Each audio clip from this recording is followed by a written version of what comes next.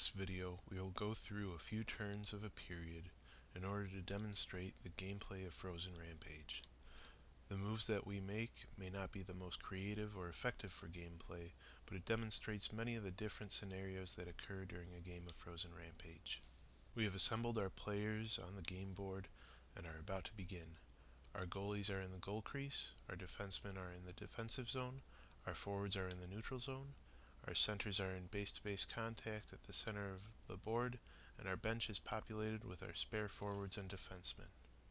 Throughout the turn, we will be referencing our players' stat cards, which contain vital information about attacks, movement, passing, defense, agility, initiative, and special skills. We have arranged our stat cards on the side of the board in the same pattern that our players are arranged for ease of reference. In order to keep track of turns, we will use the number counters at the top of the board. For keeping track of periods and goals, we will use the number counters at the bottom of the board. We have our dice, puck token, tape measure, counters, and rulebook, and now we are ready to play. To begin a game, each coach rolls his initiative die and adds the value to his center's initiative on the stat card. The player with the highest initiative gains control of the puck. Oliver Williamson, the human center, rolls a 3 and has a modifier of 5, which gives him initiative of 8. Mugsog Learn, the orc center, rolls a 2 and has an initiative modifier of 4, which gives him the total initiative of 6.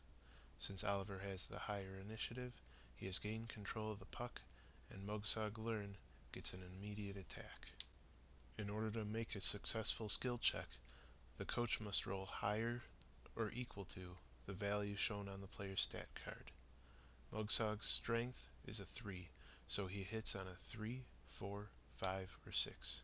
He rolls a 5, so he hits Oliver, and Oliver must make a defensive roll to see if he can defend against the attack. Oliver defends on a 4, 5, or 6. He rolls a 4 and narrowly defends against the attack. With the face-off resolved, it is time for the first turn.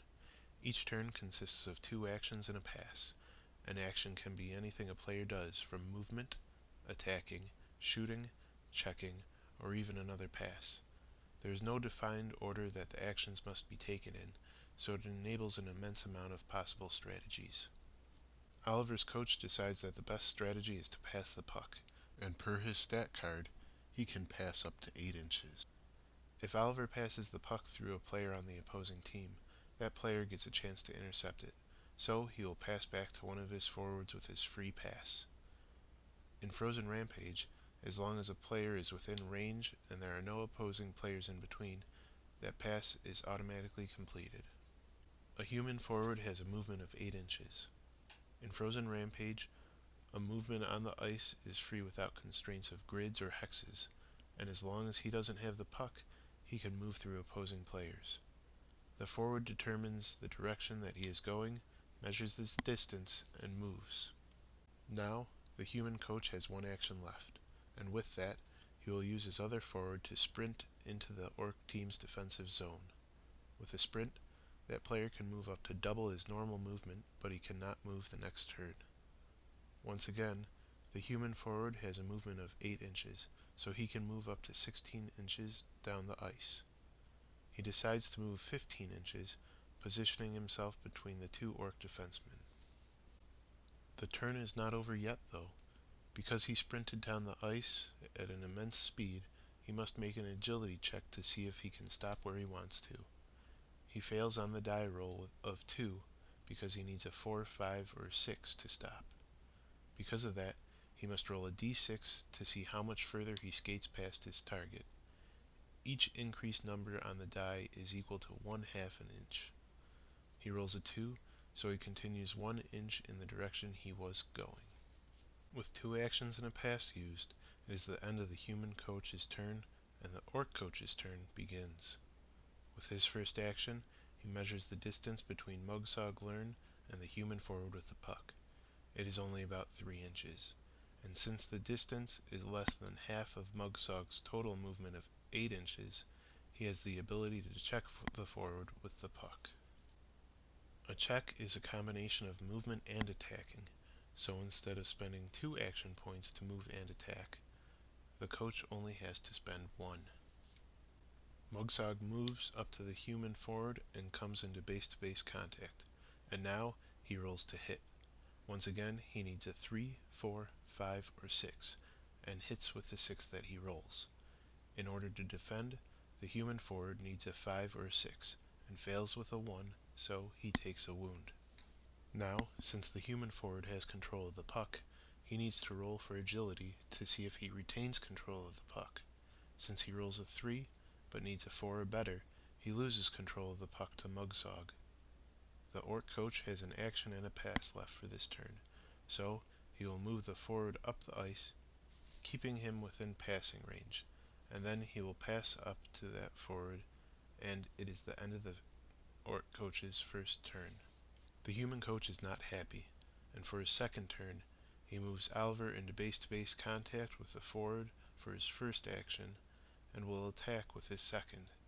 Oliver hits with a 5 since he only needed a 4 or better, and the forward fails his defense with a 3 since he needed a 5 or a 6. Since Oliver's attack was successful, he gets to roll an additional die because of his skill, High Sticking. High Sticking allows a player on a successful attack to roll a d6. If they roll a 6, the attack deals an additional wound. Oliver rolls a 6, so the forward takes 2 wounds instead of 1. Now, he has to roll an agility check to see if he retains control of the puck. The forward rolls a 5, which allows him to keep control of the puck. It is now the Orc coach's second turn. The Orc coach begins his turn by sprinting Mugsog up into the human's defensive end. He passes the agility check with a 6, so he stops at his intended target.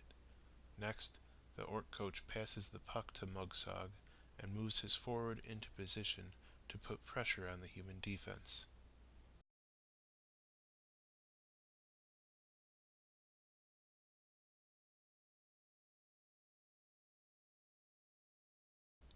With his next turn, the human coach moves both of his defensemen into base-to-base contact with the Orc figures.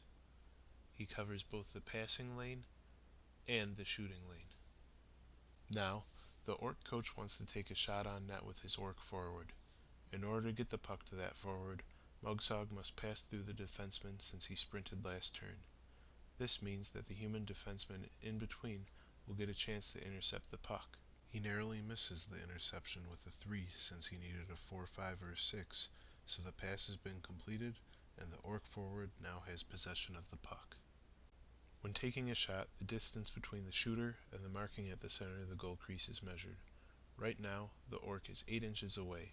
Per the rule book, in a range between 6 inches and 9 inches, a player must roll a 4, 5, or a 6 in order for that shot to be on target. He rolls a 5, so it's a go. With a defenseman in the way between the shooter and the goalie, there are 2 different effects that take place. First, the defenseman gets an attempt to roll a defensive throw to see if he blocks the shot.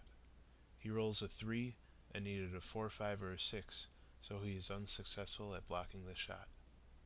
Next, the goalie gets to make an agility attempt to see if he can stop the puck. Unfortunately for him, though, since there is someone between the shooter and him, he is screened and suffers a -1 to his agility dice throw. The dice roll is a 4, which under normal circumstances would have been a save, but with the -1, he fails his agility roll, and the Orcs have scored a goal. Since a goal was scored, the Orc turn is over and the coach does not use his second action. The players are reset to their starting positions for a new face-off. As you can see, Frozen Rampage is an extremely fast-paced game with a very short learning curve. The strategy and difficulty increase as you add leadership skills, special equipment, roids, and coaching strategies. Thank you for joining us for this demonstration. We look forward to your support in allowing us to produce Frozen Rampage.